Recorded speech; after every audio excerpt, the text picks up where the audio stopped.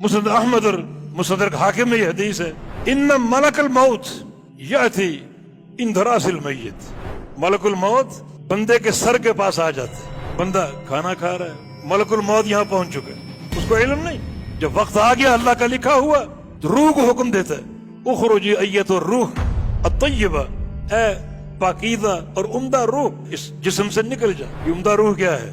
یہ عمدہ روح وہی ہے جو اس فطرت پر قائم تھی جس فطرت پر اس نے عالم ارواح میں اللہ کے سامنے گواہی دی کہ تو اکیلا رب ہے میرا۔ اخرجی الی روح و ریحان رب غیر غضبان، نکلا خوشبوؤں کے جہان میں، پھلوں اور پھولوں کے جہان میں، نکل جا ایسے رب کی طرف جو غیر غضبان ہے، تجھ سے ناراض نہیں، تیرا رب تجھ سے راضی، تجھ سے محبت کرتا ہے۔ فتخرج روحہ کما تسیل القطرۃ من فم السقاء، اس کی روح نکلے گی اتنے آرام کے ساتھ جیسے قطرہ مشکیزے کے منہ سے نکلتا ٹپکتا، کہ اس کی روح جو ہے سکڑ کرے قطرہ بن جائے گی تاکہ نکلنا آسان۔ گمراہ انسان کی روح اس طرح نہیں نکلے گی، اس کی روح پورے جسم میں پھیل جائے گی اور یوں اس کو کھینچ کر نکالا جائے گا جیسے کانٹوں پر گیلا کپڑا ہو، وہ جب نکلے گا نکل چکے گا، پوری طرح پھٹ چکا ہوگا۔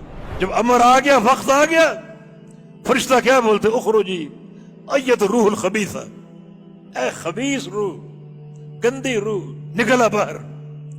کانت فی الجسد الخبیث، جو گندے جسم میں تھی، جسم بھی گندا، روح بھی گندی، خبیث روح ہے نا، جب اس عہد و پیمان کو بھول گئی۔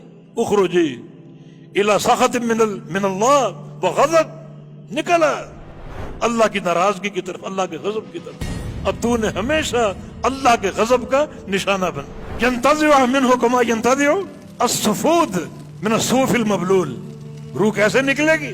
جیسے ایک لوہا ہو جس میں بہت سے ٹکڑے ہوں، نوکدار پھیلے ہوں اس کے سر پہ، اور اس پر تر گیلی جو روئی ہے وہ ڈال دو اچھی طرح بچھا کر، اب وہ روئی اس ایک ایک کونے میں، ایک ایک نوک میں پیوست ہو چکی، اب اس کو کھینچ کے نکالو، کیا عالم ہوگا اذیت اور کیا تکلیف ہوگی۔ تو اس کا تقاضا کیا ہے؟ پھر تقاضا یہی ہے کہ ہم اس وقت کو فراموش نہ کریں، بھولیں نہ۔